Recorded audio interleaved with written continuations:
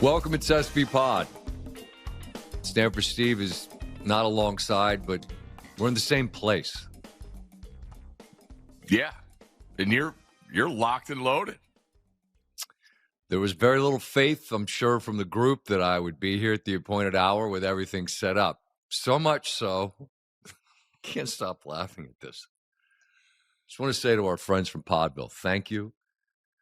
They set it up to make it Van Pelt proof.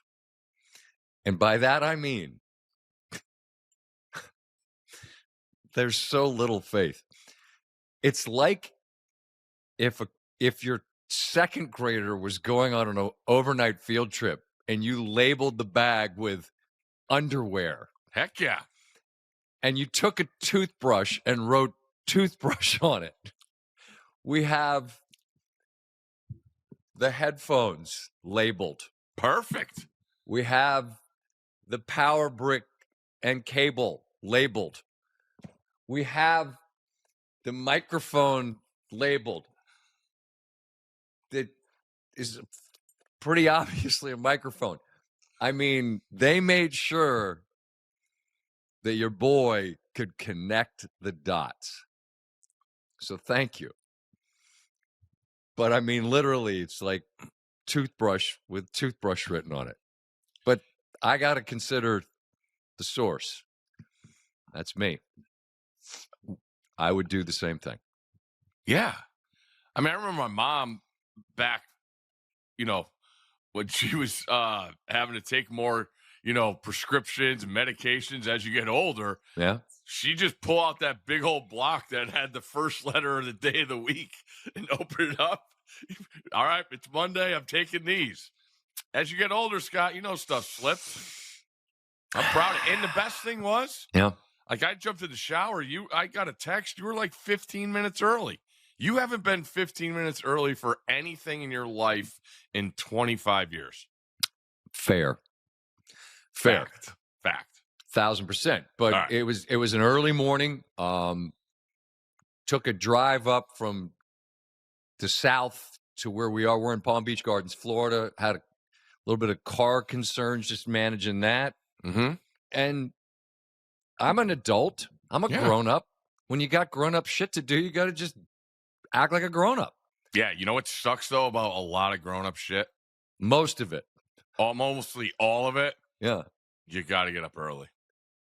And isn't it amazing how much you can get done? No, like how every time you have to get something done, you're going to have to get up early.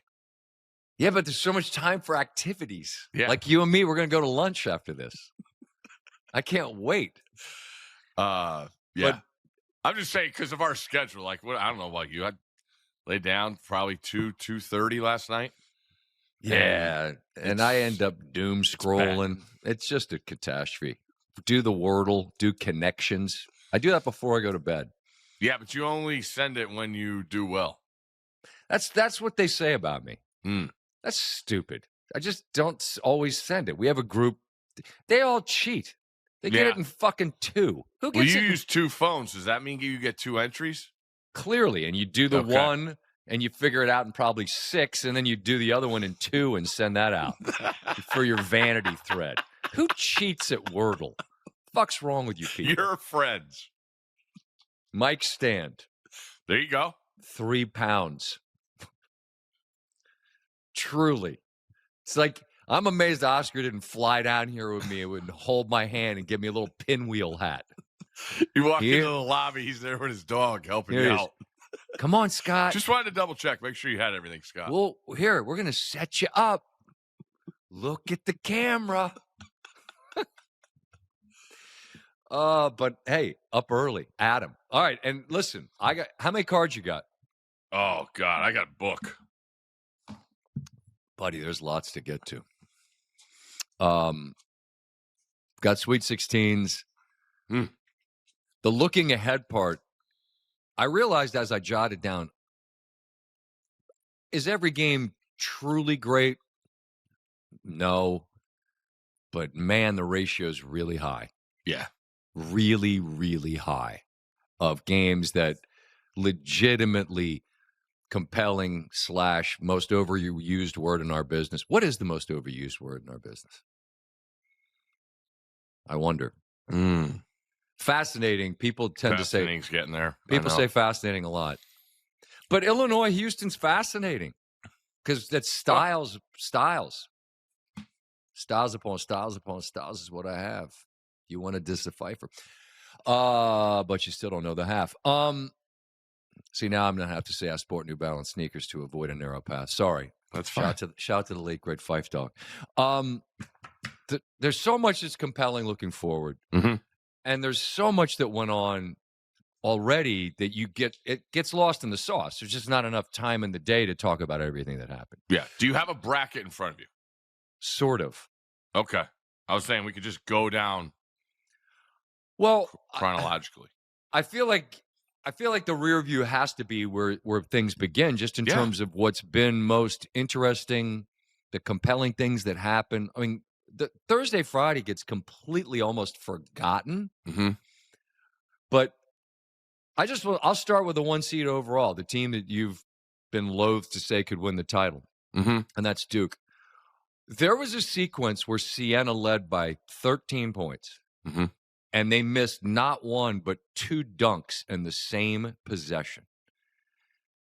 And I got to think that that's going to haunt them because, I mean, Duke plays a really, really high-level defense, and they're trying to challenge at the rim. But Siena had two. And either dunk would have pushed the lead to 15 points. Instead, it turned into a breakout the other way on a dunk for Duke. I want to say it was Sarr that got it. Doesn't matter, but I think that's who it was.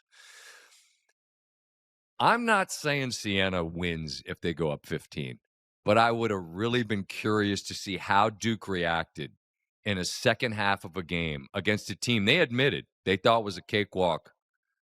If you're down 15 in the second half, what do? I assume Duke would have won because they're Duke.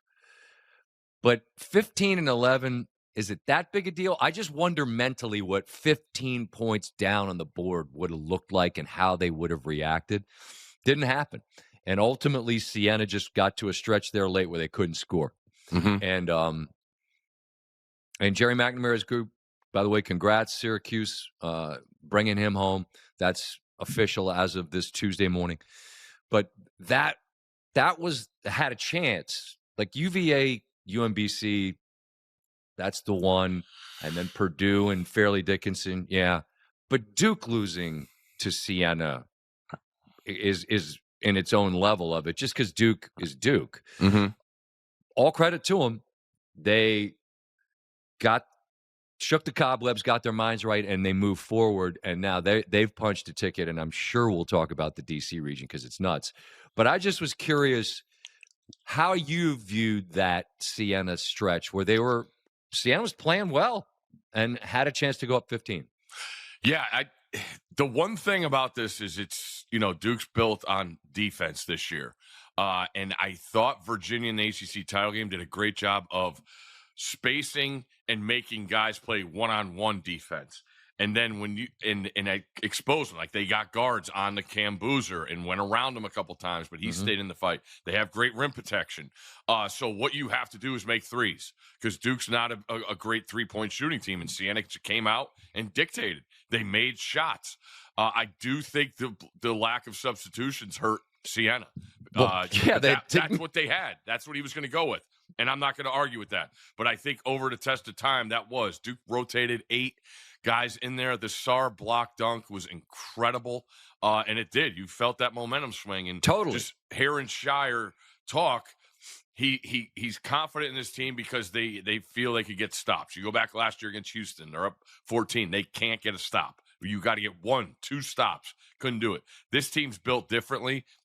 It's not the prettiest team, but there is a sense of, hey, we got to really buckle down here and get some stops. And that helps with Siena missing shots. And I say it a lot, and that's why I still go back to that UMBC game.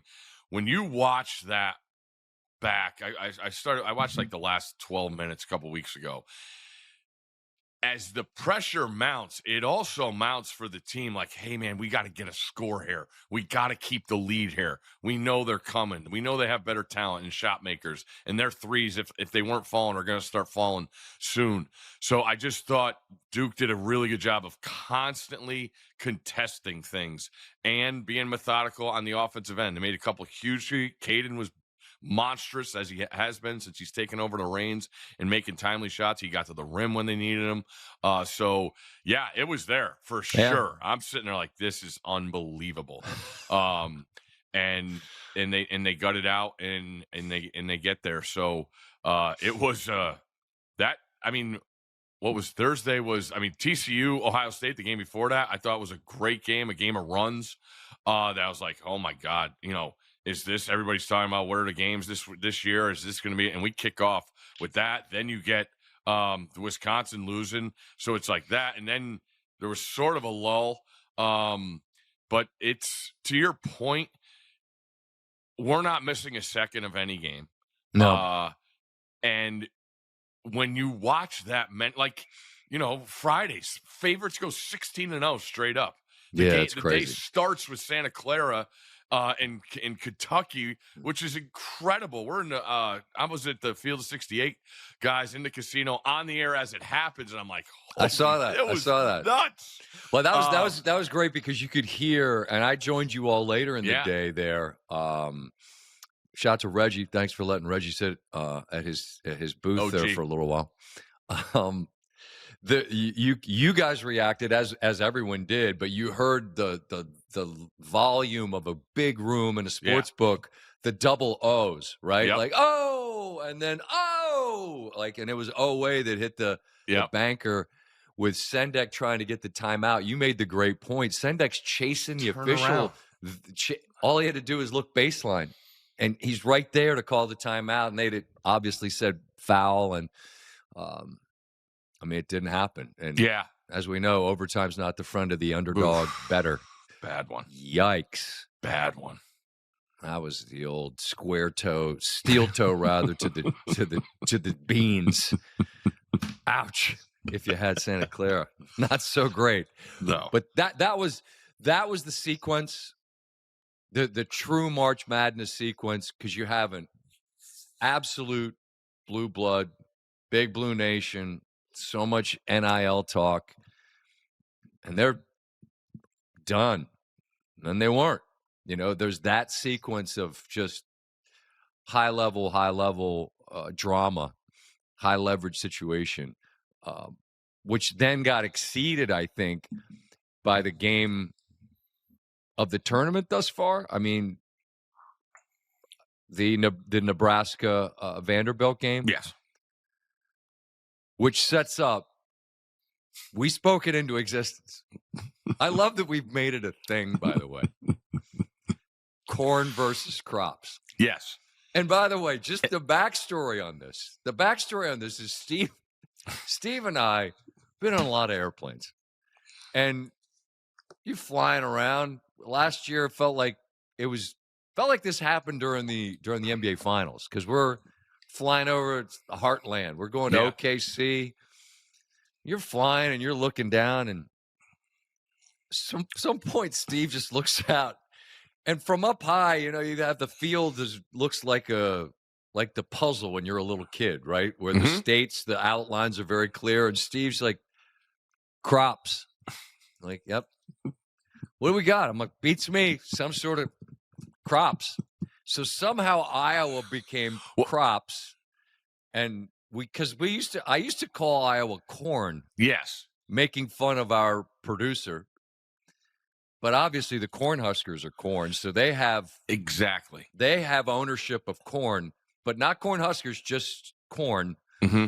And then Iowa, we say this lovingly, America needs farmers. Yep. Crops. So we have corn versus crops. Go ahead. I keep interrupting you. No, it's very simple. Iowa is corn for sure, but you can't be corn against the Cornhuskers. No. So that's why I tweeted out after. I said, we got the emoji for corn. I need an emoji for crops. I don't know. I sent you and Bolander both the same picture. It's just fields. The picture from way up high of the different colored, got a little yellow square, a green square, maybe some soybeans over here, maybe some, I don't know, crops. Yeah. But what a game between Nebraska and Vanderbilt. I'm still sick for Tyler Tanner. Still. Here's a guy that weighs about 150 pounds. Mm-hmm.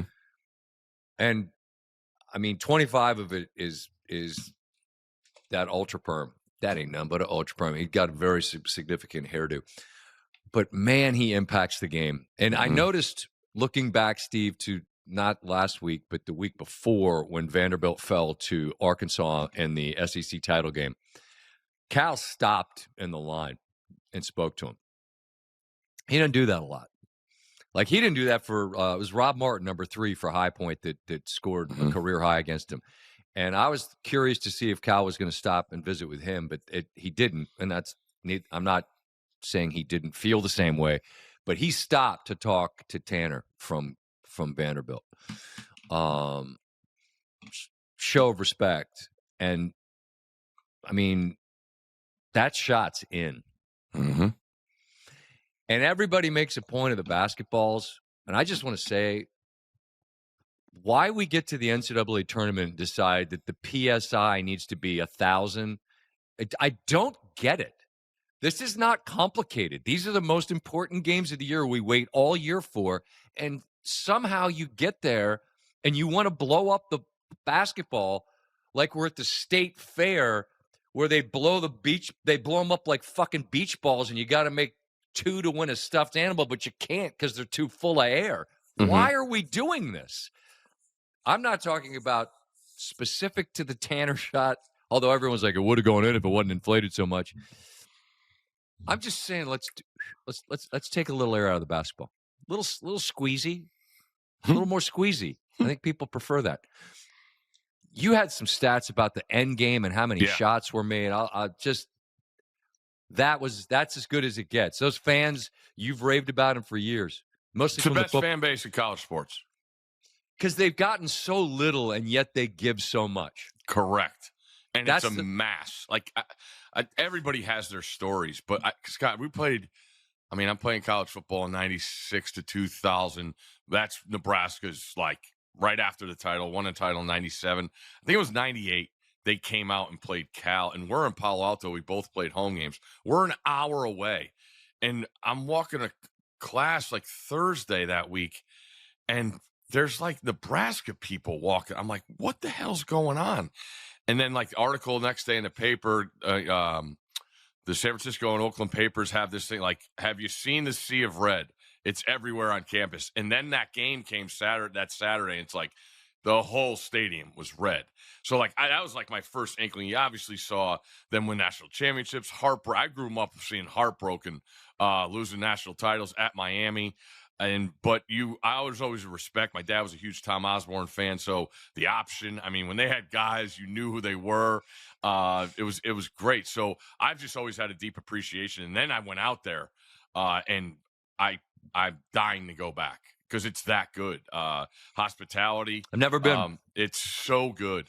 And it's its own land, like it said, Middle America, man. Lincoln. You make that drive to Omaha, and then you just see the stadium. The basketball arena is incredible. That's the thing. That's the thing that sneaks up on people, because when Maryland joined the Big Ten, I remember hearing, okay, like Mackey, you know what it is. Mm-hmm. Illinois, really high level. Wisconsin, Kohl whistle notwithstanding, awfully good. Breslin, high level. And then you hear back from people, you know what's sneaky? Low key, as good a situation as any. Nebraska, pro arena. People walk in there from 20 minutes before tip. They don't sit down. They never stop being supportive. And so this fan base that's gotten so little and gives so much, they got something. But Steve, I don't think they or the team in real time got to celebrate it, because I think every single one of them, to a man or woman, damn near died when that basketball was halfway down. Yeah, and that goes back, looking back, as we work backwards, he takes the shot right in front of Hoiberg, the coach. He turned around and had his hands on his head afterwards. Yeah, he doesn't gasp how, or you can't believe how it didn't go in. And so you had that and just the disbelief and them transporting. Was it Pinnacle Arena up there? I think that's the name of it now. The bank. Yeah, the Pinnacle. bank, yeah. So you just had this utter shot. They had never won a tournament game before coming in here. You just had all these stories. And on top of it, the game was just incredible. One thing on the Tyler shot, Scott, have you ever tried to take a half-court shot off your right leg? No, I thought there was time for one more dribble. No doubt. And to take it off his left foot. But obviously, who am I to judge the way he shot it, because it was dead on line. But I thought it was awkward. And you've heard me say this before, that it doesn't – I don't want this to sound stupid but it's not a hard shot. For you, when you just get your steps right. Momentum. Yeah. Exactly. And you just get it on line. It's the kind of shot that you can make. Mm-hmm. Do you expect to? No.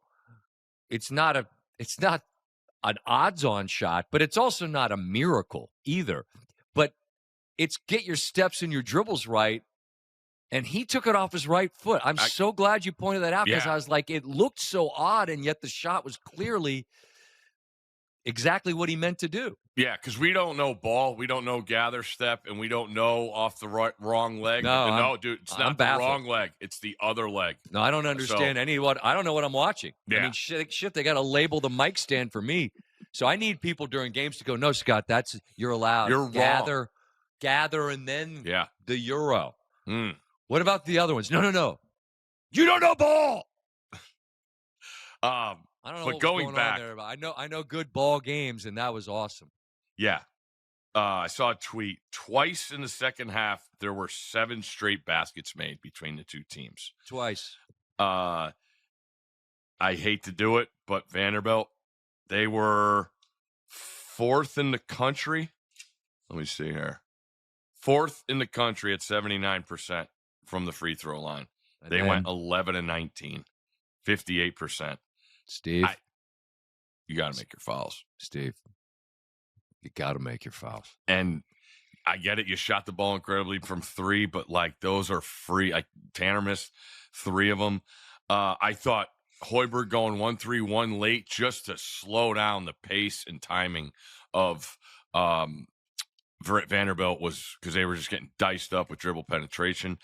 I did wonder about that last possession, or the possession before Frager scores. Vanderbilt just kind of frantic.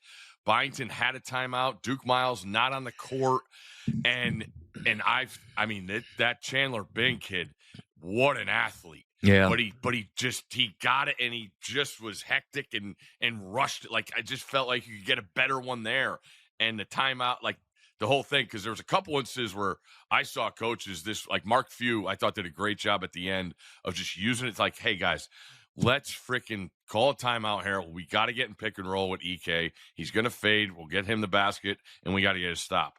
But, they're in it. It's as hectic a game. I don't think Vanderbilt led until the last 10 minutes of the game. The whole game, they're going up against this crowd that started with their damn Husker power chant during the Houston A&M game, which was 2 hours before. So there was just Nebraska a lot jumped going him. on. Nebraska jumped him and it looked like they were going to steamroll him and give Vanderbilt all the credit in the world. I thought when they took the lead that they had eaten all of Nebraska's best punches and that they're going to survive. You mentioned Duke Miles. That guy shot the absolute snot out of the ball in Nashville and had a rough shooting night in that game against Nebraska, which is it's a brutal way for it to end. But this is the overarching thought, and you and I had this conversation yesterday. If you're going to grade with the sharpest pencil there is, which is your legacy, how you're defined is how you do on a 40-minute snapshot. That's an incredibly, incredibly tough space to be graded well, because you're gonna fail. What was the stat you told me last night about Kansas hasn't been to a Sweet 16 in how many years? Kansas, I think it's 8 years now. They've been to one Sweet 16, and that's the year they won the title. Kansas. Kansas, Bill Self. I mean, and I saw that there was a tweet about Mark Few and should Gonzaga move on. And I'm pretty sure, I think I get what that was. Your engagement farming, and okay, enough. Clicks. No serious ball knower has anything but respect for what Mark Few and that program have been. You're going to judge on a 40-minute snapshot. You're going to grade with that pencil, buddy. That's the sharpest one there is. And it's going to grade harshly because it's hard as hell to win 2 games and then win 2 games and then win 2 games. That, Krzyzewski had the genius thought of 3 2-game tournaments. And these 16 teams that won the first 2, they get the right to strap it in for 40 more starting Thursday or Friday night. As great as that Nebraska-Vanderbilt game was, and I felt like the whole country was locked into it, the most significant result of the first weekend is what happened that set up crops versus corn. Mm-hmm. And the job McCollum did with Iowa, the game plan, the scheme to take on this machine that was Florida was brilliant. And then it comes down to a sequence where it works for Iowa, it doesn't for Florida, and stunningly, the one's done. And I say stunning because that was a stunning result. Mm-hmm. I thought Florida had the goods to do it again. I get that the backcourt last year they were a backcourt heavy team. Mm-hmm. This year was front court, but I thought their backcourt was plenty good. But 40 minutes, man.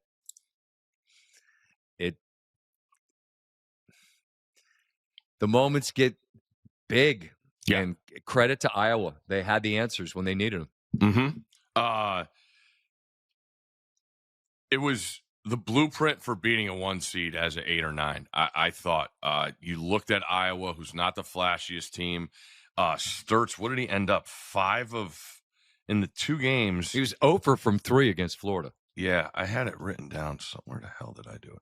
Sturtz, 9 of 33 in 2 games, 3 of 19 from 3. He was 0 for 9 from 3. If you look at this before the game and you're Coach Golden for Florida, and you're like, what'd Sturtz do? Because that's the first question you ask with Iowa. Because how he goes is how they go.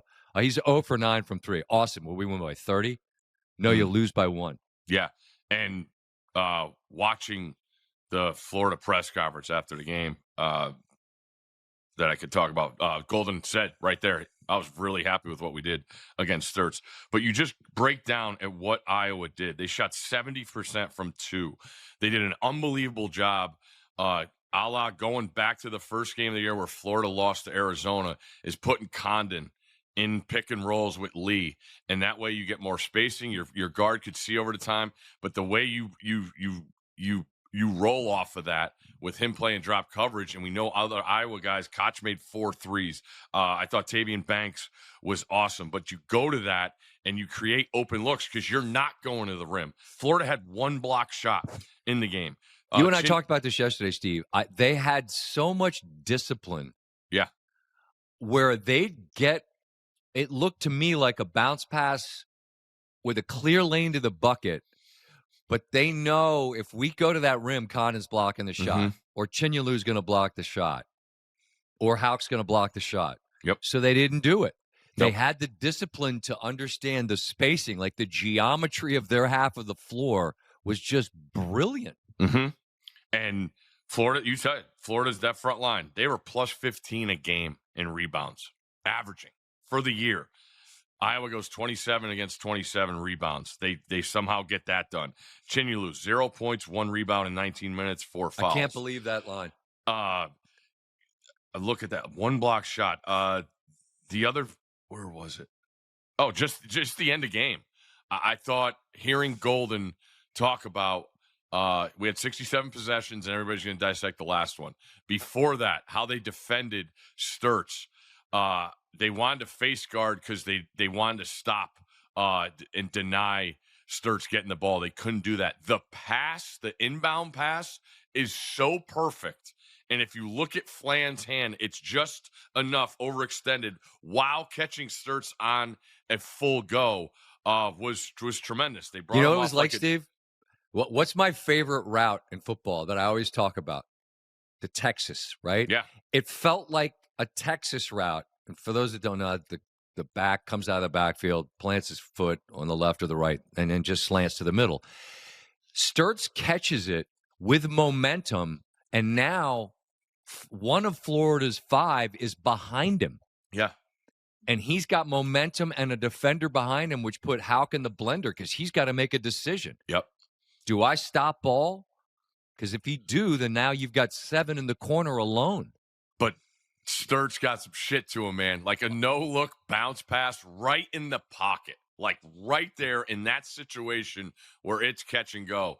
And Big Alvaro to transfer from Robert Morris that makes it, walked up to Sturtz after the timeout and said, pass me, I'm going to make it. And I give Sturtz a ton of credit. We've seen guys try. I mean, the last possession, Xavier Lee over-penetrates, doesn't get a shot off. Golden thought he should have taken the runner. But just the execution. We had McCollum on Friday after they won their first game. Who did they beat? They beat Clemson. And it was a back and forth again. Sturtz didn't play well. But I asked Coach about when do you talk to your team about the opportunity you have? And like you could just see in his eyes, he's like, "Oh, don't worry." He's like, "I'm not letting this out." He's like, "I got some shit for Florida."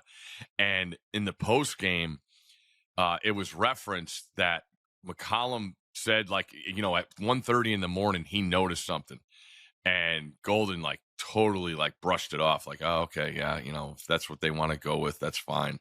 But he's a tireless worker, and that's where I think the other story off of this is this McCollum guy. In his career, Scott, Division II to Drake and then to Iowa, he's 35-8 in NCAA tournament games. He won 4 national championships. Like in these one-game tournament scenarios, the guy is a tireless worker and finds that matchup. And fast forwarding it, I can't wait to see, because now he's got a team he played twice already. What do you have? Like, I know you feel good about Sturtz playing better. Like I said, 3 of 19 from 3 in 2 games. He's not playing that 3. He's not going to shoot that poorly again, I promise. No. He's one of my favorite players to watch in the country because he never changes expression, ever. And I thought he's the epitome, or I think he's the epitome of how much better he makes his guys around him. Like, he gets the ball, like that pass, like perfect setup. Tavian Banks around the rim. He's got to get it to a certain hand where it's got to be a catch and shoot on the other side of the rim because you know who's coming. So I just thought it was brilliant. What'd you think of Golden saying that they wanted a foul up to? I can't. Wanted to foul. I get it. I watched the press conference. But here's the other thing: is that he said the same thing against Houston last year, and they didn't do it. And he keeps saying they're going to do it, but they didn't do it. They didn't execute Iowa was it. 14 of 22 from the line in that game. His point is, let's see if you can make them. Yeah. And the point being, because if you're hearing this for the first time, I doubt it. If you're listening to us, you're fans, you've heard it. But if you're thinking, why the hell would you foul up 2? They could tie the game. Yeah, they could. The thought being, now we've got 12 seconds left, 10 Correct. seconds left, not 4 to tie the game, or excuse me, to unbreak the tie. And he feels good about going overtime. Correct. Which never gets talked about in analytics. Never. I mean, there's a reason why we say that overtime's not the friend of the underdog better. The longer we play, the better it is for the better team. It's not complicated. And I get the notion of fouling. I didn't get the idea of the defense they played, which allowed Sturtz to catch the ball with a head of steam and to be playing with one of your defenders behind him. I didn't get that. And then as gutting as it is for Vanderbilt and Tanner to lose the way they lost, it's so much worse to not even get a shot. And you and I had this conversation Monday at TGL. Why did Florida win a title last year? Because what happened for Houston on their last possession? They couldn't get a shot off. Sharp doesn't get the ball in the air. I mean, Tanner said, God bless him, Tanner said of that miss, it's going to haunt me forever. And I thought, oh, But you know what would haunt you worse if you never even let it fly. Yeah. I mean, you could live with a miss. It's a hell of a lot harder to live with. We didn't even get the ball up. And let me tell you, buddy, when that clock hit zeros and the red light hit, there were instant tears from a couple of youngsters in the Van Pelt house. Oh, I bet. Because that's a tough one. Yeah, Mom spoke it into existence last year, right? I've told the story. She booked a hotel room in San Antonio before the tournament even started. Well, she ran it back Indy. Flights, hotels, got to have them just in case. And my middle guy. Oh, I love him, man. That's who I was thinking of. Well, his heart is as big as all outdoors, man. He feels it big, which I love. Like life's meant to be felt. Feel it, good or bad. But that was bad. And he's like, why didn't they shoot it? I was like, buddy, I thought they had a layup. I felt like Houck's right there. Mm-hmm. That was a tough one. Yeah. And I do want to give credit to Florida. Watching that post-game press conference, Thomas Houck is just distraught. Xavier Lee can't even get a word out. Condon stood there and took it all. And Golden took it all, too. I want to give them credit. We talk about talking after that. We've had the conversations about golfers. And after that, and Golden talked, and it got right to the point where it was going to get a little testy, and then it was over. He did a great job explaining that end game. But just the big picture, I saw this from our guy Norlander. Iowa's the worst seed to defeat a reigning champ since George Mason beat Carolina in 2006. It's 20 years, it's man. Pretty chalky for sure. 20 years. I didn't see it. But McCollum did an awesome job. Speaking of getting testy, I mean, he and Golden were going at it, man. And that's happened a number of times. And I just want to be clear. Coach Golden's been nothing but awesome with us in our show. Nothing but awesome. He knows my family dynamic, and I've told the story of them sending up a bunch of Gator gear, bribing my children into liking them more, and then having the audacity to win a title and just ruining it for me forever in my house. But he's a young dude that's been ahead of the curve sort of analytically. You win a title before 40. You got an absolute monster of a squad, and he's got some shit to his game. Yeah. You know, there's a confidence there that I'm sure rubs coaches the wrong way. I think McCollum has it too. Which is why you saw him firing back. Yeah, they were not. They were throwing. And good for McCollum. Yeah. Because, look, I'll put it plainly. Once we start going and it's FU, no. Fuck We're you here. back, bro. We're here for 42. Yep. It's got to be that. You can't be meek. You can't blow it off. You got to meet fire with fire. Yeah. And I admired the way Iowa responded to that. Like, don't talk to me like that. I don't know what was said, but I loved that they went right back at it. But look, Golden's he's not gonna back up from anybody, and they're gonna wear that target as long as he's there, because they're gonna be good as long as he's there. Because he's an awesome coach. And I thought it was damn impressive because that's the first time. Like, think about the run they had last year. They win a title. They come back in the last 4 games, and everything's good, and they're rolling this year. They get piping hot transfers. They got the backcourt figured out. And then the press conference comes on, and you see them sitting there. It's like they haven't done this yet. And I always go back to the first time, 93, Duke off back-to-back, and Hurley gets beat by Jason Kidd. And Kay is up there at the press conference. I believe it's Hurley, Grant Hill, and Antonio Lang. And I just remember bawling my eyes out, like knowing like that was the end of that group. Like Leitner had gone the year previous. They won the 2 titles. They were a 1 seed or 2 coming in, and poof, it's over. And I'll never forget Kay talking about Hurley and that group and the run, because it was dead. And to your point about this tournament, it is evil. I can't get over like how fast it is. And you hear these stories about the charter planes or whether you're going to charter a bus. But Florida's thinking they're going back to a Final Four coming in the tournament. You got your draw. All right, we're going to Tampa. And then, poof, you're gone, distraught at a press conference.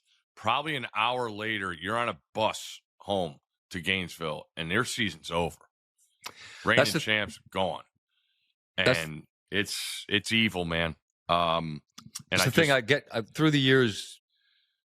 I have a great appreciation, and appreciation is the word, for the coaches that I've gotten to know, like well enough to talk like human beings about it. And what they've all shared to a man is that the end is nothing that you're preparing for everything. Yeah.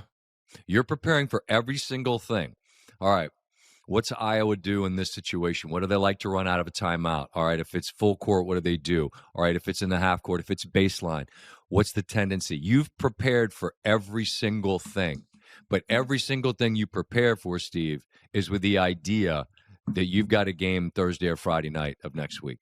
Mm-hmm. Nothing is, we're getting back to Gainesville and it's over. This group will never play together again. Nope. Ever. And I don't want to betray, I don't think I'm betraying trust, but I texted with the coach. I'll just put it this way. I'll text it with a coach whose season ended, who's been at it for a while. And the coach just said, you'd think after all these years, I'd be better at handling it. And I said to him, no, you wouldn't. Because if you didn't care this much, you wouldn't be as good at it as you are what you do. When it doesn't hurt anymore is when you shouldn't do it anymore. Mm-hmm. And I can't fathom it, which is why my all-timer of devastation was when Gravis and Maryland lost to Michigan State. Corey Lucius at the buzzer. Maryland had a 4-year guy that was the ACC Player of the Year, and they had a team that had a chance. They weren't great, but he was, and they had a chance. And that dude single-handedly willed them back in a game. They were down by 18 points, and he hit his last 5 shots, and the last 2 gave him the lead. And then they lost at the buzzer, and the game's over, the season's over, and his career's over. Yeah. And I never got to see my man Huevos put on the 21 again. Still sitting here right now, I'm like, fuck, you know? And I'm just me. Imagine you're him. Imagine you're Gary Williams and anyone on that team. And so that's what these teams are processing. And everybody has different expectations, but Florida was a one that a lot of people, certainly you and I included, thought they could run it back like Hurley's teams did with UConn. And then it's done. Yeah, and to that point, it's once in 15 years now the reigning champ has made the Sweet 16. Say that again. Once in 15 years, and that's the UConn back-to-back, the second team. They're the only team. That's not Final Four, just to make the Sweet second 16 weekend. Yeah. Man, I did watching it back too. I found it really interesting, and Golden nailed it.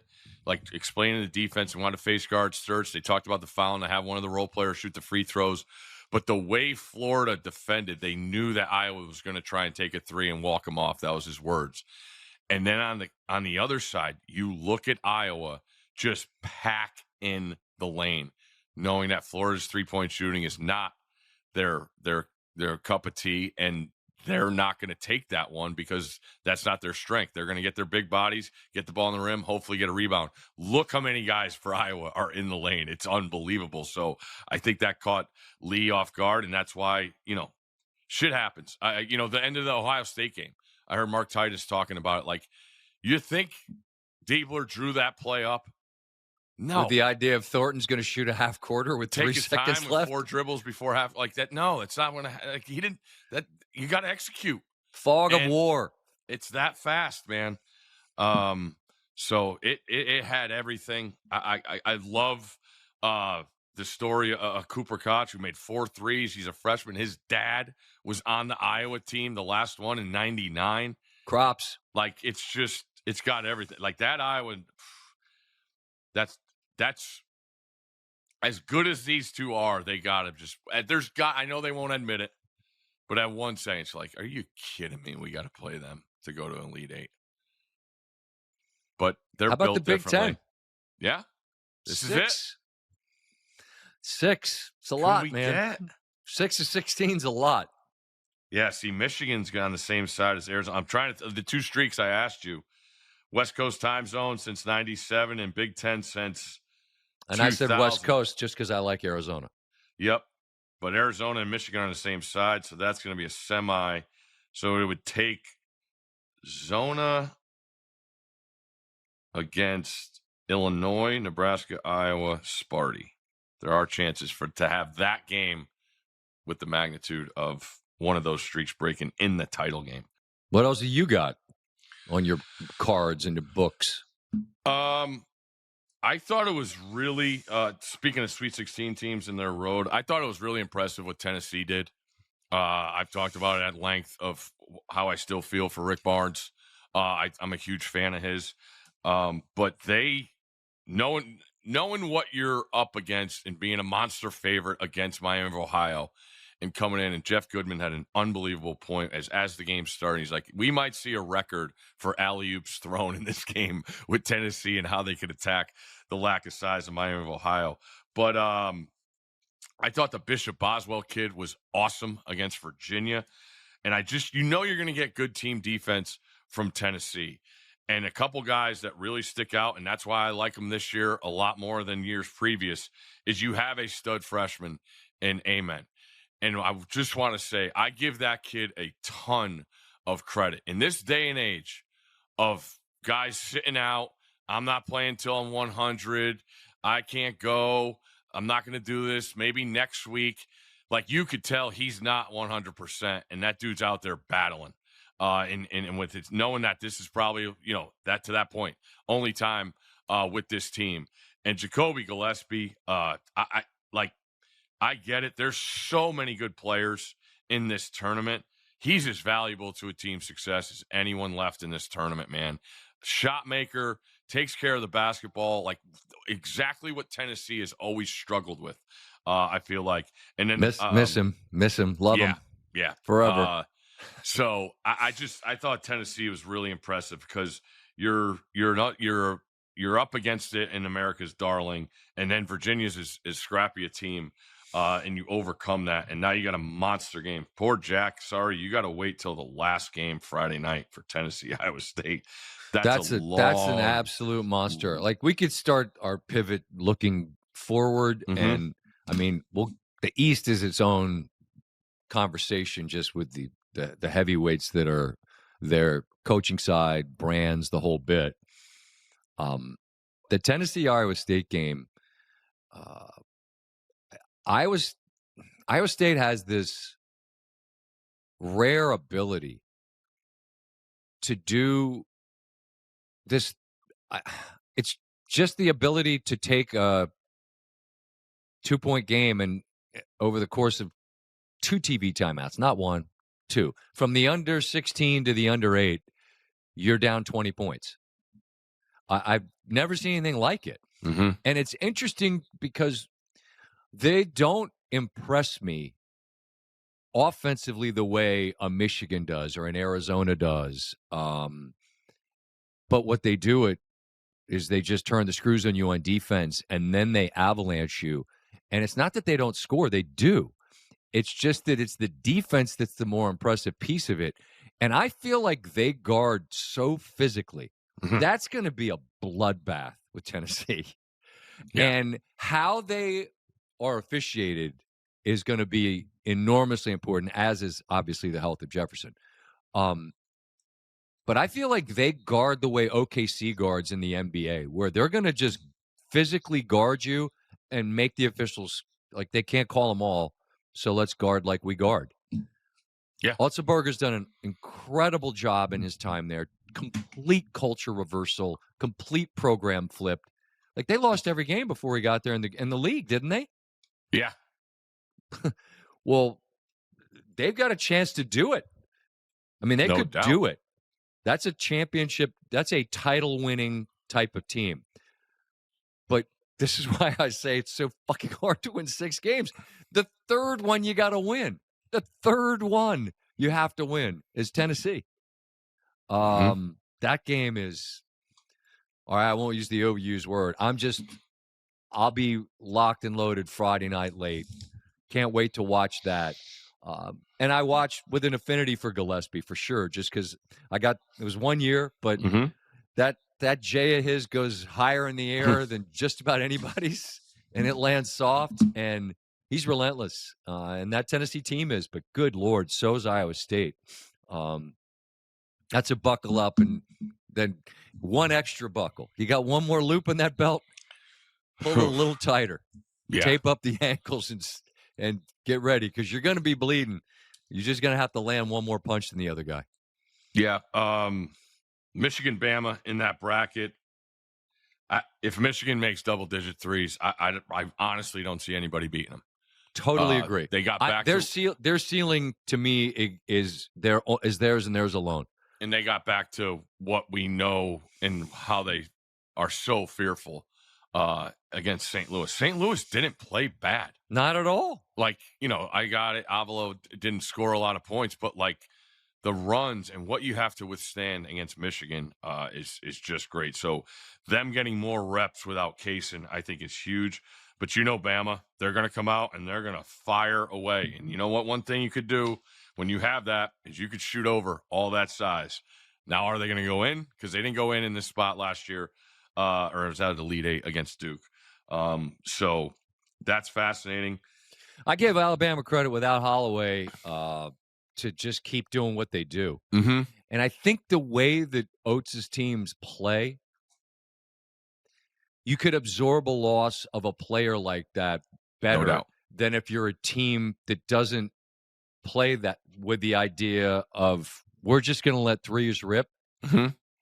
Now, is the next man up as talented as Holloway? No. If he were, he'd have been him already. To your point, they got plenty of guards. That's what I'm saying. Yeah. I think they might be uniquely wired to absorb a loss like this because of the style of play. And you and I have had this conversation through the years since Oates has been in T-Town. There's no team that I'm afraid of more when they're down by double digits than them. Yep.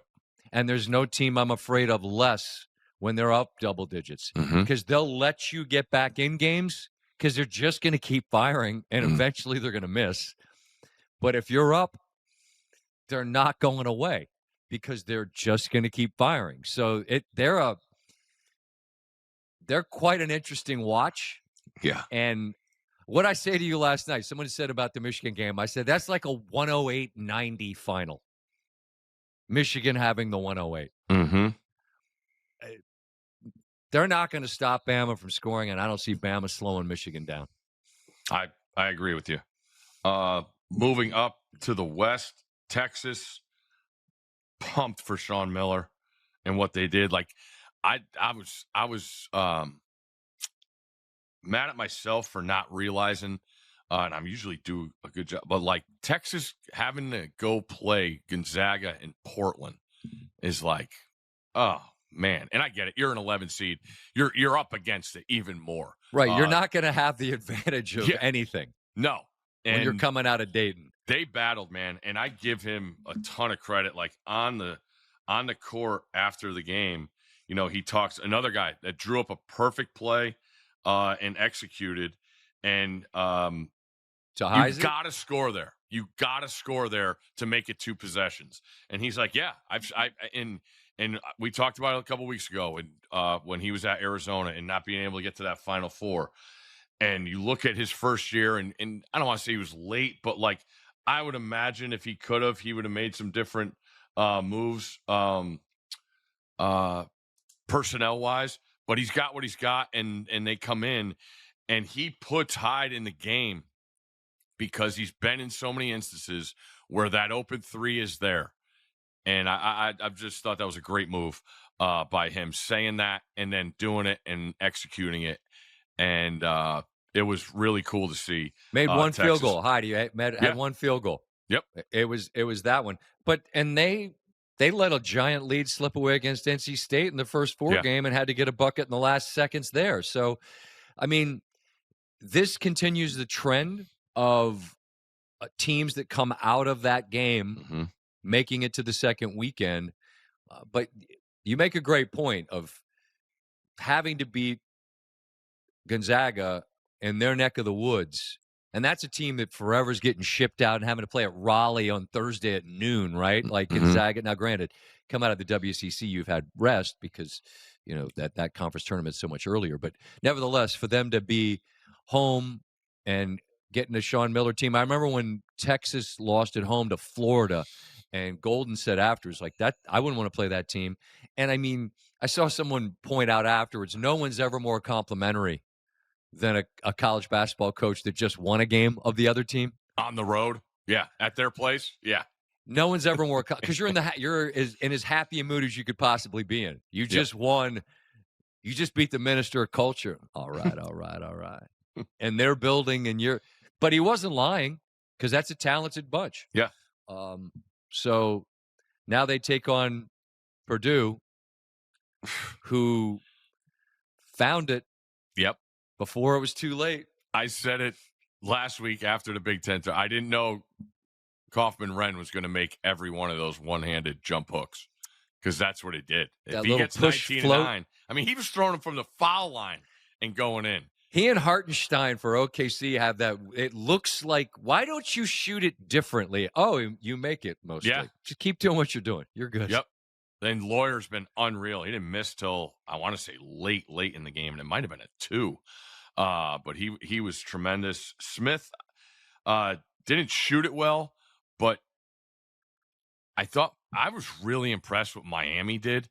That Henderson kid they got, the freshman, is a stud. If he comes back, I thought it was a great job by Miami. It was a brutal not cover. Being in an old capture pool.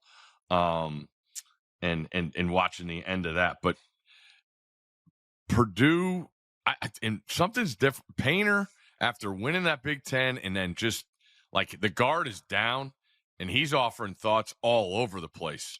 And I love it. Mid-majors, and he made a great point. It's usually 5-5. Did you see that? Yes. About how he plays 5-5, and we're he's like, we played Toledo, we played Akron, we played all these teams. And you know, your team wasn't at the top, so there's a different Painter. And I love that because he's earned the right. No doubt, he's one of the. Especially you think about it, and it happens quickly. You look around, and you're like, all right, so Boeheim and Kay and Roy, they're gone. Bennett's gone. Jay Wright's gone, and you realize, okay, Painter hasn't checked that box, made it to the title game but didn't win. But that's the only thing he hasn't done. But he's been at it. Izzo's the dean of the Big Ten. Yeah. But Painter's not far behind. No. And Purdue's got plenty of success in the Big Ten. He made the point when he came on with us. Look, they're going to leave. They being Smith, Kaufman-Renn, and Lawyer, and Clough, but he wasn't there for as long. But they're going to leave the most decorated senior class we've ever had, and we've won more Big Tens than anyone. Like, he's going to let you know, and not in a cocky way. Like, this is just a fact. It's a fact. I'm reciting a fact. That's all it is. And I'm. It's not salty Painter. It's just honest Painter. Yeah. And I'm here for every bit of it, man. I've been in the tank for that guy forever. So I remain there. I'm totally with you on there. Moving up, I saw Calipari was at Sacramento, the Kings game last night, so that tells me that Arkansas didn't come all the way home after having to fly to Portland after 3 days in Nashville and win an SEC title. I just still think it's a lot when you look at the matchup. We talked about it. Arizona is going to buckle you down. My favorite thing in the world is they don't care who scores. And Arkansas, the High Point wanted to play the same game and give them credit. If they made a couple things, early on, but Acuff against that Arizona defense, because the best thing about Arizona is the changeability defensively also. Yeah. Like Bradley could guard their best player, then Burris could come on. Karchenkov's been unbelievable. So, like, you got options to go against Acuff, knowing that fouls, but good God, that kid, he gets by everybody. Acuff? Oh, I love him. I'm trying to figure out the comp. And you know me, it's one of my least favorite things. I got two for you. Because I feel like I said this to AJ DeBonsa. I don't think comparisons are often fair to either side. But when you watch DeBonsa, it's not a stretch to see the Durant comparisons. It's a tall, thin guy with handles that can score and attack the rim. Pardon? A little more bounce. Yeah, but I mean, Durant's also a little bit taller. Yeah, which means that shot is unblockable. Mm-hmm. Great point. So it's why he's the fifth leading scorer in the history of the NBA. Mm-hmm. So I'm not, with respect to whatever DeBonsa may or may not be, I got a real hard time saying you might be equal to someone that's the fifth leading scorer in the history of the leg. Yeah.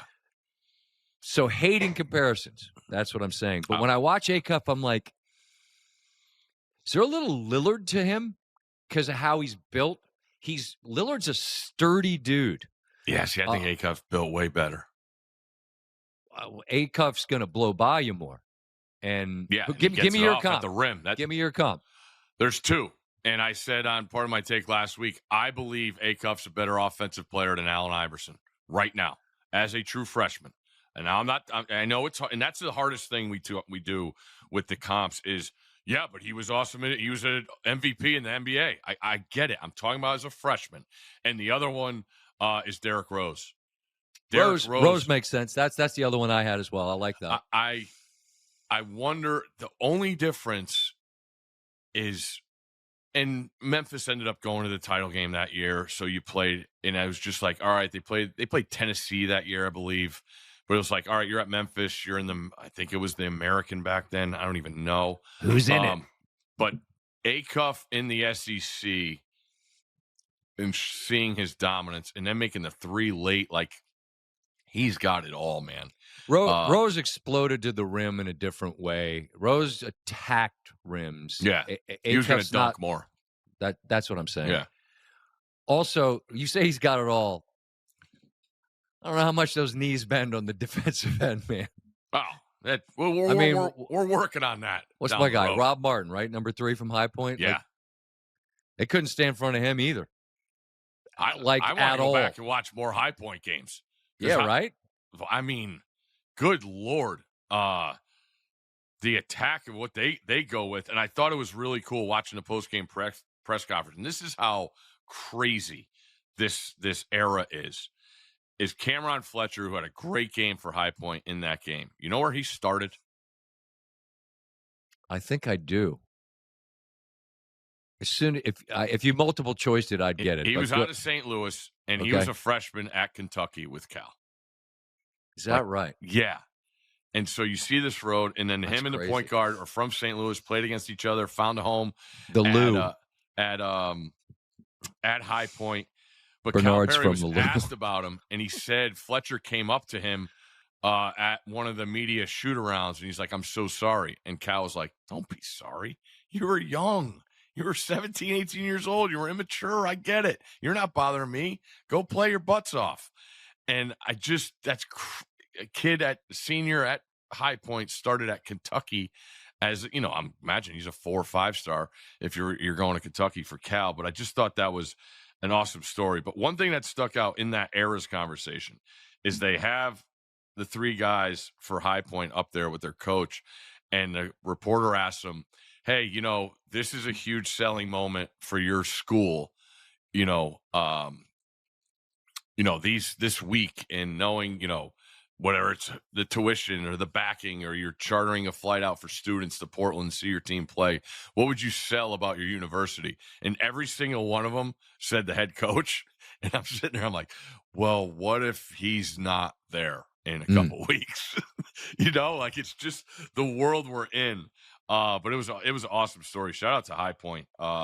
They captured what a Cinderella was, because what they did at the end of the Wisconsin game and just keep firing was unbelievable. And, we both thought the world of Wisconsin, who they've beaten, and Boyd got whatever he wanted, but trading 3s for 2s, man, it's if you can keep it close enough, it's unbelievable.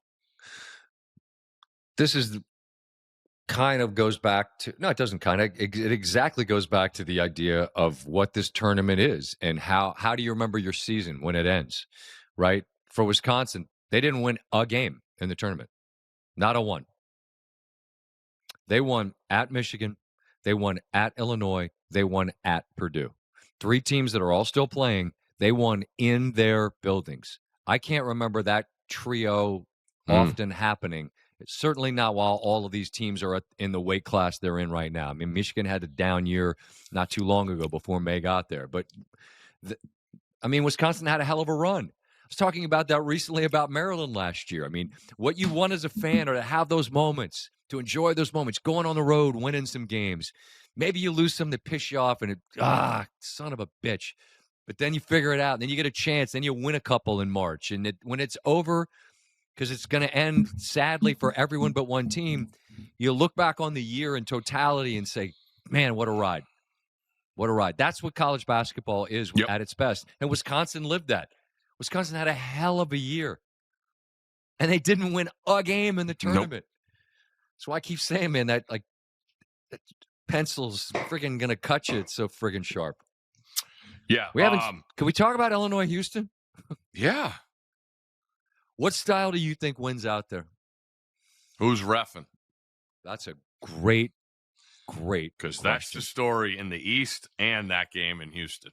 You're right, because St. John's is going to try to get up and occupy the same shorts as Boozer. They got adults, and if they're allowed to guard physically, buddy. But I don't know. I wonder this about Houston, and I hesitate to say what I'm about to say, because you know the affinity I have for Kelvin, his program, the culture. But if it's not a phone booth, if I stretch it out and explore the space, Foo Fighters, if I explore the space the way Illinois does, well, the ball's got to go in the bucket. But I think Illinois can stress how Houston wants to play because of how their offense operates. I said I think they can. I don't know if they will. But then it goes to the question you asked is just how physical are we allowed to play in this game? You look, what's the institutional, cultural advantage of being as close as Houston was? I mean, Flemings wasn't there. I mean, Sharp's the main guy, Izzo, obviously. But I don't know. That's the game. Yes. On its own. No doubt. I'm like, that's the one right there for a Sweet 16 matchup, because that's a Final Four / title game, in my opinion. Yeah, and you talked about it. Both teams have their identities. I wonder about Illinois on the defensive end. That's totally fair. Houston's got, Uzang's the guy that just hasn't had a good year. But you factor that in with Flemings is a guy they have. I mean, Shed was awesome, but Flemings is different. I think he's more consistent. He's got better size. He's more versatility to his game. And then obviously you got Sharp on the outside, and then Tugler in the bigs. Sinak is a guy who I come to really like. He's young, but he's got shit to his game. Yeah, he's like the baby horse or giraffe or whatever. Like the videos where initially you're just trying to get your footing and figure it all out. And then you flash back a day, a week, whatever later, and it's like Secretariat. Suddenly you're no longer the young kid. You're on solid footing. I mean, I'm with you. He's really good. And you go through that gauntlet of the Big 12 season. There's going to be nights where correct. Not every night's going to be perfect. Yep. So in fact, none of them are, but he's good. Yeah. So to me, it's more how does Illinois match? Because my problem with Illinois is I don't know who their best 5 is to close. Like defensively, yeah, you want Boswell in there. That's fair. But like Stojakovic brings the shit. Like you got to have him, and he's got to produce for you to win this game. Whether it's outside shooting and Wagler creating and kicking out and things like that. So it's a fast. And I'm not saying it. It's a super intriguing matchup because seeing Illinois in person at Maryland, they are just enormous. Very big group. And no one offsets that kind of thing better than Houston, in my opinion, but just the way they play. I mean, that first half of A&M Houston, there's just bodies all over the place. And then Flemings pops up and makes a three. Sanak makes a three. Like, it's got it all. And I thought VCU was a really good test for Illinois because VCU's not going to be able to score with them over 40 minutes. But VCU hits everything. It sucks that Nick Lewis Nick got hurt early. That like the first minute of the game. I mean, love that kid. I agree. DMB guy. I think it's different if he plays, but I don't think it's a different outcome. I just think it's a game VCU can compete in for longer, but Illinois is like that, man. I think this is a team that could win the title. That's the last thing left for the folks in Illinois to experience. This team could do that. But they're the third win of 6 that they need is against Houston in Houston. We mentioned them, VCU. Shout out to the Peppas. They were back and just ripping and roaring. Good. Don't start no stuff. Won't be no stuff. I don't want to go to war. That takes us back to the old days, the SVP and Rosillo days. They had the CD. They sent us a CD. Remember? Well, hell yeah, it's because that's when I just don't have anywhere to play it. Right, because CD. It's what's this CD on this? I don't even have one on. Where's the slot for put that? It in the laptop. These things are too thin now. That was when VCU just burst on the scene, and they showed up, and it was like a secret outside of Richmond. People didn't know, and then all of a sudden it's like, what the fuck is this I remember band that takes over buildings? They were the Big East tournament was in New York, obviously, but the A10 was over in Brooklyn. And I remember going back and forth to games, and like on one of those buses that has the double decker, the Peppas are up there playing, driving down Madison Avenue. Like, what the? Then they're outside Barclays at the subway. Like, people were walking up from the subway, stopping. Like, what the? Is there a? I thought we were playing basketball. This is a concert. They took over New York City. They did it when they went out to I want to say San Diego or even Vegas one time. The video I remember was in the United Center. They were in Chicago. Oh. They've been everywhere, so it was good. Yeah, wherever they go. Good to have them back. Hell yeah. Shout out to the Peppas forever. How you say their coach's name? I'm sorry? Oh, Martelli. Martelli. Was that a night game? A night game. Oh, man. The East, Steve.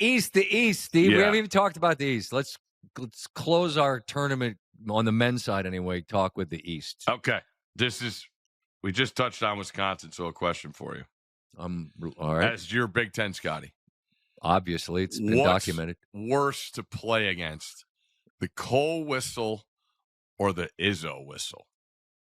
You got a lot of balls asking about a worse whistle in a region. In the Big Ten. In the talking about Big Ten ball. Okay. Ask Coach Dixon about the Duke whistle. Okay. They were up 9 at that point. TCU didn't score the rest of the game. That's why Duke won. That's what you're saying. Because of the non-goaltend.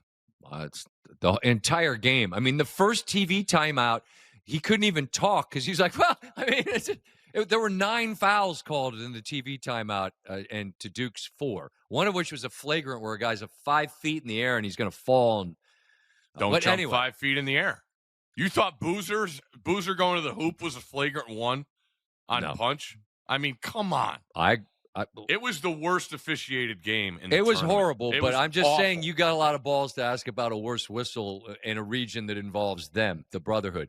Izzo gets because Izzo just, and God, he's my guy.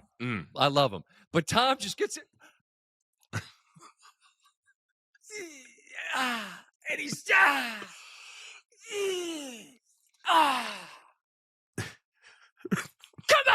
on! He's just and then the next thing you know, you're getting the wrong side of it. 2, and there's 12 minutes left in the half.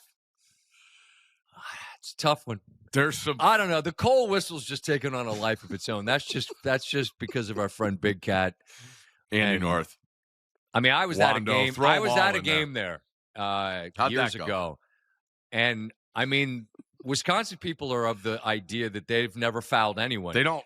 They're coached not to foul. And then they have the balls to say, well, we're coached not to foul. Oh, what a fucking novel idea that is. Wish we'd have thought of that. Hey, guys, don't foul. I stole it from Wisconsin. Yeah, they don't. Yeah, they coach them not to foul, so you don't foul. So because they're coached not to foul, their fans are convinced they don't. And when you go up there to Madison, well, good luck. I don't know though. If Izzo in Madison would be a battle of immovable object and unstoppable force, like in terms of the whistle. The issue is it's so frustrating because it's Izzo, it's Michigan State, the old Flintstones. We're going to grind you. We're going to play unbelievable defense, which they do. But there's a lot of flopping from Sparty. There's a lot. There were a couple times Fears hit the deck on threes that didn't get the call, and I'm like, good. He's just flailing his legs out there. Come on, man. Yeah. And that's I'm just talking about the flopping. And he's been the topic of a lot of conversation about how he plays. I tend to focus on the best part, which I think he's really, really good. And he's as you talk about who's important to their team. I mean, without him, they're nowhere. They're nowhere. So, I mean, he leads the country in assists, and I mean, he's tremendous. But now you've got Izzo. I mean, Izzo and Hurley in the exasperated expression bowl. Talk about culture, toughness, identity. Both teams have it. You and I were talking about it last night, just trying to figure out who do you like there. That's the biggest toss-up game to me.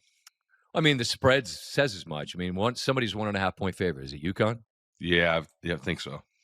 Whatever. Yeah, flip UConn. Watching him and another guy, that Silas Demery, playing hurt, like just going out there in this day, I thought was great. Caravan, I think I read it was his 147th career game, and he got his career high. They needed it. UCLA had a good plan early on. I thought they frustrated. I thought Bilodeau was going to be able to play. I mean, he couldn't go. Yeah. His knees swelling, I guess, just wouldn't allow it, which is a shame because I think UCLA could have beat him if they had a healthy Bilodeau. Yep. Not saying would have, I'm saying could have. But they didn't have him. And you're right, Caravan was excellent in that game. Yeah, and how they defend UConn underneath, I think, is enormous. But the biggest factor for me is solo ball. Like, he's just been non-existent. There's talk of a wrist injury. But if that's the case, then you got to play the Reed kid. That kid's an unbelievable athlete. He makes them better defensively. So there's a lot of mismatch stuff because Michigan State, what's come around for them is like Kurt Tang could shoot. They've made outside shots. Their bigs can make, bring you out. And I think that's huge against Reed for UConn. If you could get him out of that middle, that's a totally different team. Speaking of the whistle, right? Like that, the Michigan State bigs. And they don't have flopping like crazy. They don't have as much depth as they typically have there. Like Tom's normally got like 4, just one behemoth after another. Who gets his third first is huge because Reed's been spectacular. I mean, he is a load in the paint for. They needed it all against Furman. Yeah, all of it. The Dins. Yeah, that's the second game Friday night that we'll be at in D.C. And what about the first one, Steve? How are we feeling? Awful. Just awful. To your point, I think the way it's officiated is enormous. There was a tweet out there that Foster has an outside chance to play. I don't see that at all, which brings to the point of what St. John's does. I mean, to watch Kansas after St. John's made basket early in the game have to use timeouts because they can't get the ball inbound, that scares the shit out of me for Duke. Because against Virginia, to offset it, it was genius. They used Cam to walk the ball up because their bigs can't play in the open floor. Bryce and Zuby could guard in space. So now you got them picking up Cam if they want to go with that full. And the way the speed, Caden's been fantastic. But this is for 40 minutes against this. I just don't see it happen. I think St. John's gets too many breakaways and layups off of turnovers, and that's what worries me for Duke. Because to offset that, you got to make threes. Duke's made. I mean, Sarr had a great game, and he's been tremendous in making shots. So I just don't think Duke has to make outside shots to offset the turnovers they're going to have. I don't see it happening. It's Pitino, it's Shire who hasn't done it yet, but has taken over for Kay and done an amazing job of keeping the program more on the same sort of level that it's been. It's Izzo and Hurley. That's DC. That's that region. It's crazy. Mm-hmm. I mean, I think the thing that our listeners have learned about Steve is that, I mean, they weren't on the list. Duke wasn't. Still not. He tweets out TCU money line. This is what he does. This is what he does. This is what you do. A parlay. This is what you do. So you're going to poo-poo it and whatever. And that's fine. That's fine. I give St. John's a monstrous amount of credit for taking that horrendous performance in Stores where they were held to Pitino's lowest as a coach, 40 points, where they missed their last 24 shots, I think it was. Mm-hmm. Yeah. And they've trailed for like 5 minutes since then in any game. Final games in the Big East tournament, and now the 2 they played in the NCAA tournament. And credit to an all-time great coach for Darling hadn't scored a basket. Mm-hmm. And the timeout and the timeout he said, "Run a play for me." Bucket, ball game. Who's got next? I think the greatest coaches figure out how to put their people in a position to make the plays that win the games. And I guess he did that in that particular instance after they managed to let Kansas back in it. The one thing that would scare me if I'm a St. John's fan, just to counter Steve's point about Duke having to make threes, the Johnnies don't shoot the ball great. Mm-hmm. And by that, I mean, sometimes it's really bad. But boy, they're going to make it a battle. Mm-hmm.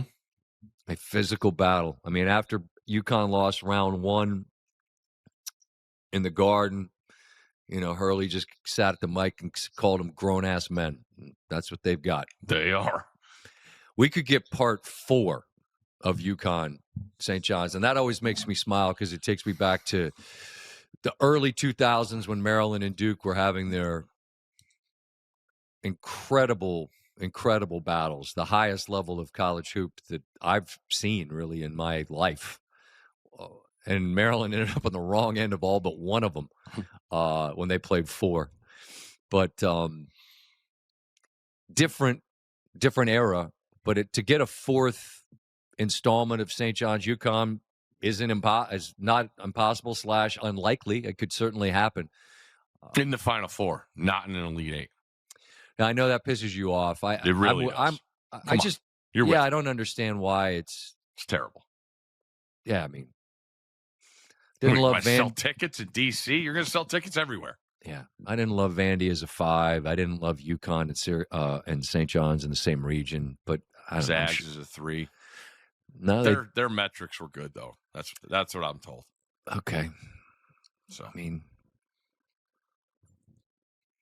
I get it's difficult to do, but we still love it, and here we are. Yeah, so we never get the chance to do it because we're space heads and we didn't finalize the list, but the final list, Duke was not on it. The problem is with some of these lower seeds, we have 6 teams that are not on the list that are still alive. 6. Well, that's because you put 7 with Duke. You put Purdue back on the list. I put Purdue back on, and to be a master motivator, continuing, I took Nebraska off. So, just saying.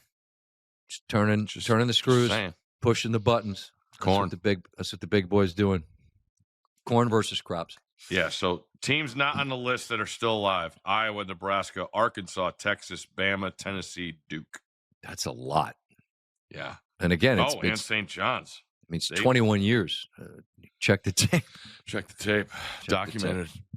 Last night on television, we did real or fake TV shows. You told me, you promised me you'd give me the list of 3 that were not suitable for air. Now, my all-time favorite that we didn't do on television that we can do on the podcast, because we could do anything on the podcast, the number 1 seed of real or fake TV shows from the Brown brothers that we didn't put on air is Civil War Whores. Sorry, it makes me laugh still. I just picture the graphic. It's like black and white, and there's just some gal giving a guy a look. Well, hey, what's up? You got $5? Civil War Whores. Not a real TV show. Go ahead. What was all right. So what didn't make the 3? Only Flans made me laugh so hard last night. Yeah, the 3 that didn't make it were Foghat, The Lost Tracks. The Lost Tracks of Foghat. Okay. Name That Chode.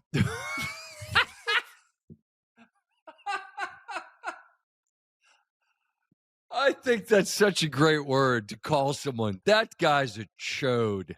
Name that chode. All right. And Latin Grannies. Where that could go, that's when you start going down a list of these shows. You know, Will It Ooze? Yeah. What was the other one last night? Latin Grannies. What was the one in the middle? Name That Chode. Like you're supposed to be able to pick it out by sight? That's kind of a... Yeah. And I don't know. The scary thing was looking up the real ones is crazy. Turdy Works. I looked it up. Yeah, I guessed that. No, I didn't get it. No. I guessed some other thing, and Turdy Works is actually. And is that someone whose name is Turdy? No, it's a. Oh God, I had it right. What do they do? Do I still have it? Oh, I have the tab open. Oh God, please let it still be on my phone. Is it with an I? Is it Turdy Works with an I? Yes, here you go. Turdy Works is a true TV comedy series about Mary Winchenbach. What's up, Mary? She's a businesswoman in rural Maine who runs a company selling products made from moose droppings. And I looks that Mary's been doing this for a while. But see, they spelled it turds with an I. Yeah, I think that's how they get away with it on TV. Because isn't the universally accepted spelling of turds Turds? Gonna have to ask Siri on that one. What do you make out of moose shit that you sell? Yeah. What? That's a tough one.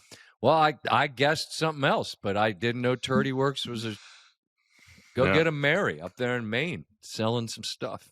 Goods and products. Real quick. Yeah, please. Bryan Hodgson is going to be the new coach at Providence. Uh-huh. And the way that played out, I think works out for everyone involved. Because he had talks with Syracuse. He's from Rochester. And, we know that's a very loyal, passionate,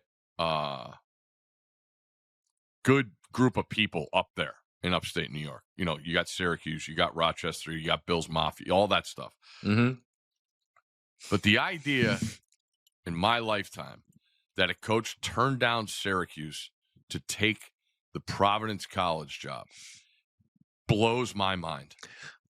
My understanding is that the NIL situation is really good at Providence. And maybe this is an example of the Big East versus the ACC, where you've got to devote some resources to football because you play it at Syracuse and you don't at Providence on the level that Syracuse does. And all I've read, and I don't know this to be fact, got a bunch. I mean, my mom and my aunt, Syracuse grads, but they're not super dialed into the NIL situation there. But I just heard Providence's is awesome, like an 8-figure deal, and Syracuse's isn't. And right now, how? I It's Syracuse. You're asking the wrong guy. I don't know. But you agree with me, right? If we're just talking about the job, we're talking about the history of the program, of course. But in 2026, if one place has $10 million for me to acquire players, and the other place has, pick a number, half that, I don't have a clue, but well, then I'm going the place where I've got $10 million. So I think the answer is as simple as that. Yeah, it's my better question funded. is, how does Syracuse have it figured out? I have no idea. They have plenty of people in the business surroundings, players that play there, alumni, fan base is enormous. Like, that's to me what sticks out. I can't get over it. I'm with you, and I think I remember vividly having the conversation at Maryland when NIL just started with our president and athletic director, where I said to them, listen, there is no speed limit and there are no cops to enforce a speed limit which does not exist. If you choose to drive 55 miles an hour, you're going to get lapped. And initially, Maryland, they might have sped up to 56 or 57 in the NIL world, but they weren't ready to do what everybody that's succeeding at the highest levels has done, which is floor it because fuck it, there's no rules. Maybe Syracuse was just hesitant to embrace the idea of NIL. Again, I am completely guessing because I don't know. Exactly. I don't. I just am but dumbfounded. It has to be some version of that where they just didn't aggressively get involved in the NIL. Or maybe, I mean, I'm fascinated by these schools. Like, I get it. In Arkansas, you got Dyson who sells chicken. Tyson with it. Excuse me, Dyson who makes vacuum cleaners. There you go. I don't know where that person went to school. Tyson makes chicken, and Walmart is Walmart. And you have that on top of all of your fan base. Yeah. Like, the thing with Indiana when we talk about them with football is, oh, it's Cuban. It really was actually not him. It was somebody else. That was actually Cuban's business partner, as I understand it. But then they had a massive pass the hat among their enormous alumni base that there was buy-in. And if you've got a organized collective that's focused and everybody's like, hey, I don't care if it's $100. You know, pennies and nickels become dimes and dollars, and hundreds become thousands, become millions. But if you haven't been aggressively doing that from the jump, you're playing catch up. And so I guess that's what happened to Syracuse. But of course, going back in our lifetimes, thinking of Syracuse and what it's been vis-a-vis Providence and what it's been, it's hard to fathom. But I think Hodgson chose a more lucrative NIL situation, again, from my understanding. Yeah, like I said, I have zero issue with him taking that. Of course, and like the Dunk and Providence fans, like they're really passionate. We know that. Yeah. We know that. But sometimes with respect, too much. Syracuse, even though they haven't had a great pro since Melo, still Syracuse. Documented. Yeah. Is there any point in the women's tournament, or is it just UConn? I think it's just UConn. It's wild because they've had teams that I felt, I mean, Strong and Fudd just as a starting point, that's a hell of a duo. But there were teams that felt like maybe they even had more. But this UConn team dismantles every team they play. Yeah, and it's, you know, that's been the knock on Gino, and it caught up for a little while when Dawn got it rolling. LSU got a title without winning a conference. Is who they're playing against, and Gino's always tried to schedule monster out of conference games. So that league combined with how good they are, I think, is a difference that we haven't seen. I mean, we've done the numbers. He hasn't lost a conference tournament game in God only knows how long. I think it was when Notre Dame was in the Big East. But no, here you go. There's 8 games, obviously, in the Sweet 16. There are 2 games that have point spreads less than 9. 2. There's an 18.5. South Carolina's 18.5 against a conference opponent in Oklahoma. Texas is a 15.5 point favorite against a conference opponent in Kentucky. UConn's laying 28 to North Carolina. 28. UCLA is giving 20 to Minnesota. It's tough. It's tough.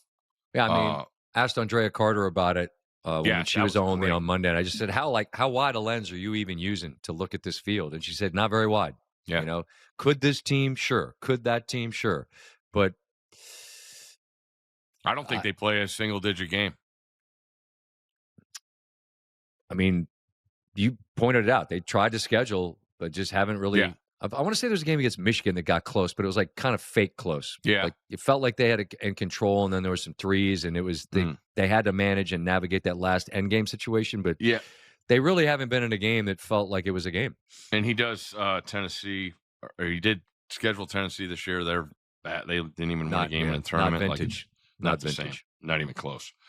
I don't really have anything besides the tournaments because that's all I'm with you. I do want to myself. mention, speaking of the tournaments, I just want to mention the Brenda Freeze, Alucia Akamwa, that exchange, which became uber viral. And in the way that social media can do what it does, there were people that were like preemptively saying, for everyone that's offended by this, and I didn't see anyone that was offended by that. Nope. I felt like it was a rare moment where you saw that for exactly what it was, particularly because Alucci said afterwards, I want to be coached hard. I ask to be coached hard. And I thought, and I want to get this right because I wrote it down, what you see Brenda saying is, I believe in you. And she either said, but you got to want this the most. I thought what she said was, but you got to want this moment. Whatever it was something about that. And this isn't my story. Again, I believe in you, but you've got to want this moment. This isn't my story. And there's a lot of reasons why Coach Freeze has been awesome at Maryland for a long, long time. A lot of reasons. She's a great coach, number one. There's support. It's resourced. It matters. It's part of the reason they won a title. It's part of the reason why she's consistently ranked high. Even in this era where there's a lot of turnover and Maryland loses players, they attract players. But that exchange and what Alucia Akamwa said afterwards is just the rare moment of a thing that people tried to turn into a negative thing. It just couldn't happen because I felt like folks saw it for what it was. Life's going to be hard. There's adversity. But the most powerful thing that a coach can tell a player, that a parent can tell a child, is that I believe in you.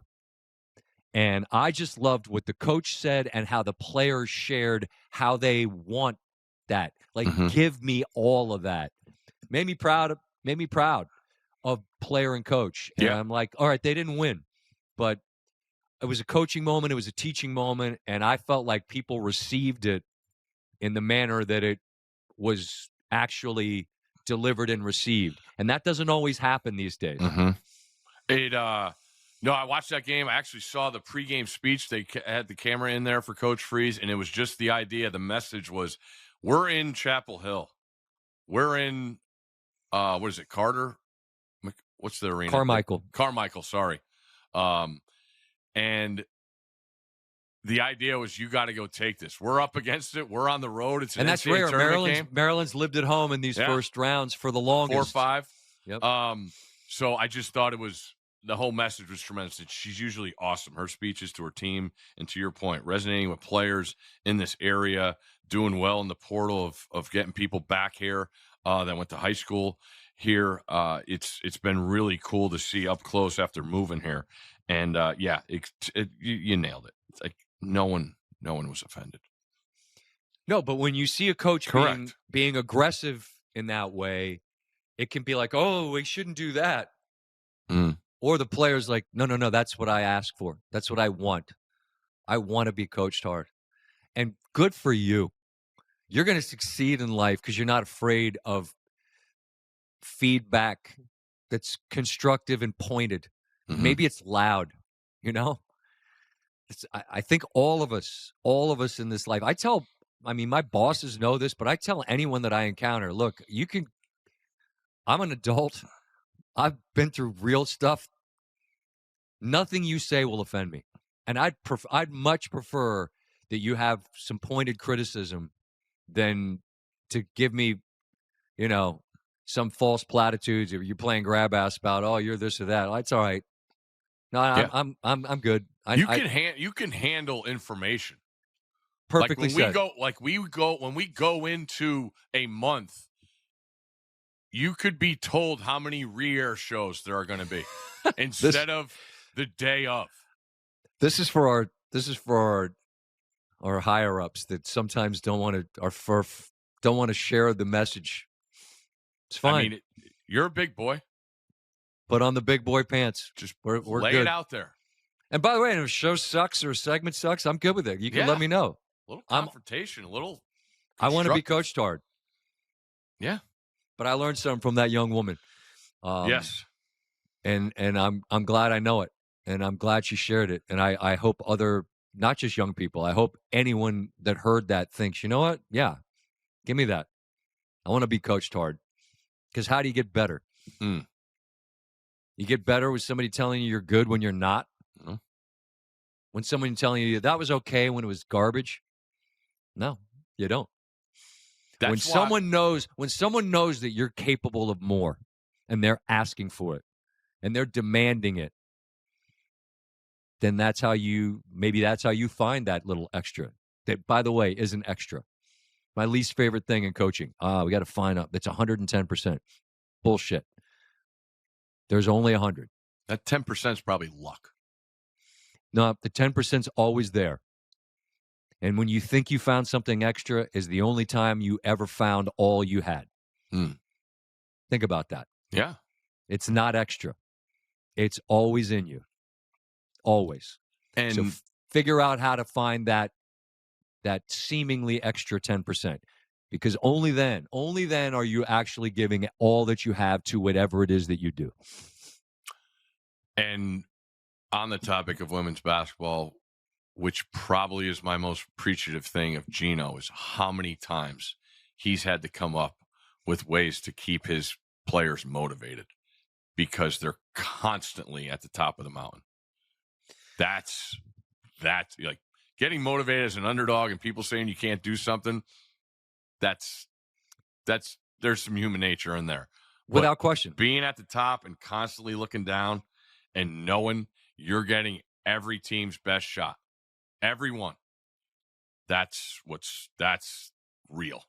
And then Andrea's numbers with you talked about the I mean, good luck trying to do a Mount Rushmore of UConn players, but where these players are standing amongst them with the numbers that they're putting out, the Fudge Strong duo. Oh God! And by the way, speaking of we talk a lot about our neighborhood and DMV. I mean, AZ Fudd was as good a player as there's been in the area in forever. But you go to UConn knowing that you're going to have to wait your turn, and then injuries to knees and things like that, and you get sidetracked. But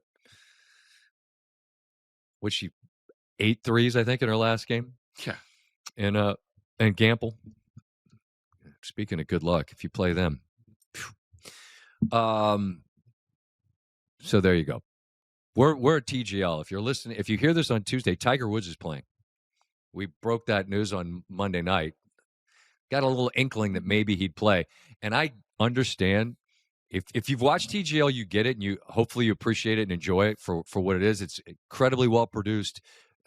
There's great buy-in from everybody. Shout to our production folks that work really hard to create what it is. Shout to the players. Shout to SoFi. The facility is insane.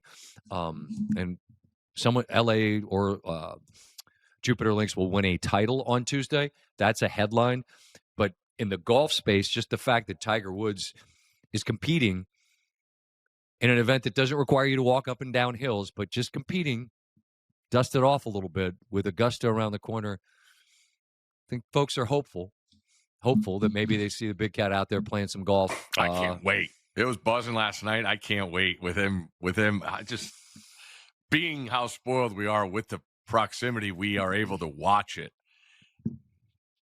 I mean, he had a little pep in his step last night, and now see him grip those clubs, man, and be right there. best. The best. It's cool. And we'll see. Fingers crossed for Augusta National. All right. Easy. Let's get a night at TGL in. Make sure the trajectory's right on the irons. I think you, as a golf insider, and a Stanford alum, I think you should pull them aside and say, let's whatever it is that you want to say, whatever golf wisdom. Maybe you just say, I believe in you, but you gotta want this moment. I told you my Tiger story, right? I still have never said a word to him. I sat with him on a recruiting visit. Why don't you speak to him? I don't know. I don't know anybody that knows him to introduce me. How's it going? Tiger, this is Stanford Steve. Hey, you know Vela? You ever hang with Vela? He did. You're both Raider fans. Yeah. And there you go. There's the on-ramp, and you guys are off to the races. He'll probably take you out on his yacht. I can't. I drove up through there the other day, buddy. That's a different neighborhood. Buddy. I was just amazed at you always talk about how there's no place like Augusta that can make something look maybe even real that's not. Now, the thing about Augusta that's so insane is that it is real, and you can't believe that it's real, but it's real. And, you see, you're driving on the map, and you're like, oh, there's Seminole. No chance you even get a little slither through some shrubbery or anything. It's right there on the other side of these. You can't see a second of it. It's unbelievable. And it's by design. The people that are supposed to see it, see it. The folks that aren't, don't. It's awesome. I'm on the don't list. I'm not on the supposed to see it list. I did get to play Seminole once, so that what a absolute scene that is. And I put that wrong. Scene suggests it's it's a lot. Pristine? Yes. Okay. But it's one of those places that aura.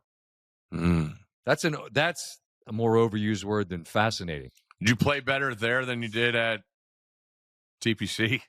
Yes. When I played at Seminole, I played well. I was actually playing some, hitting it. That I played well, but the whole aesthetic and the whole experience was just because it's like course and then the water. Nah, it's not. No, it's not that. No, I'm saying where it is. I'm not saying. The water's right there. Yeah, that's what I'm saying.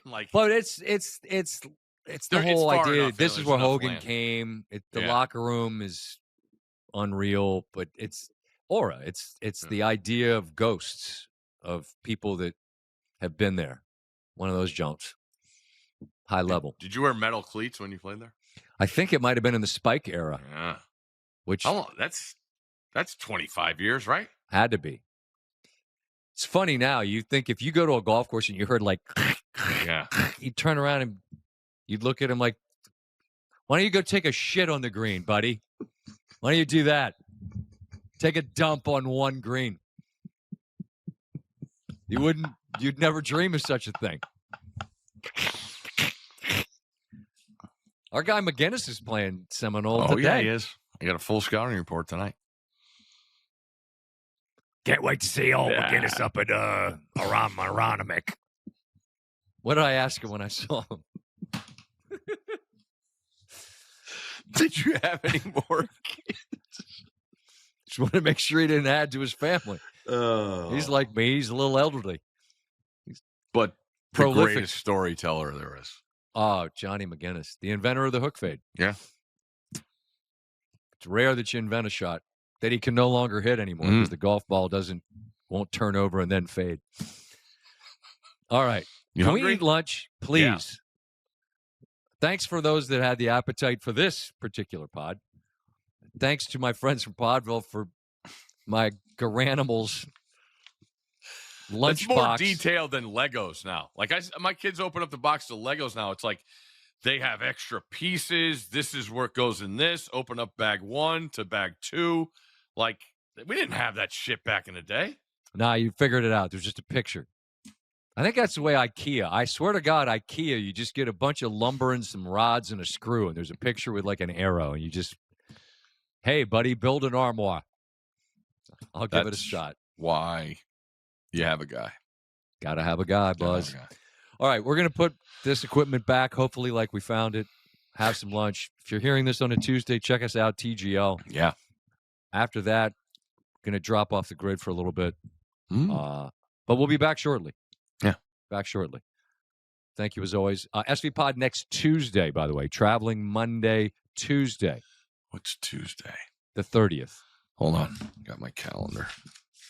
What are you, making sure you're available? No, I don't know where I'm going to be. Here for the people. Tuesday. Oh, that's after, yeah. Monday. We fly back Monday to do a show Monday. But you're not. But then the pod's Tuesday. Monday. There we go. Pod's Tuesday. None of this matters to anyone. Who's your 4 teams that we're going to have left? Arizona. I don't know who comes out. Who do you have? Arizona, Michigan, Houston, St. John's. I keep thinking the winner of the East comes out of that bottom game. I don't know how you beat Iowa State right now either. Iowa State feels like they're going to be hard to beat. That always felt like 1-2 to me. My littlest guy saw good Michigan again, so that makes me feel good about them. You know what my littlest guy said when he went to bed after the Florida lost? Fuck Iowa. No, he didn't say fuck Iowa. He's 8. He did say, Daddy, I hate Iowa. I said, that's all right, son. You can't say those words. That's why I said, America needs farmers. Yes. Crops. But I just patted him on the head. It's the good stuff. Not the hate, but the pain. The pain. You care. He's one of us. He's in it. They're not in the fight, though. They're not going to Indy. Ooh. They're pissed. Like, hey, son, life's not one gigantic vacation. Yeah. Right? Maybe it is for you guys. It's all right. Dad'll be here grinding out pods for the people. For the people. All right. Be well. Enjoy your week.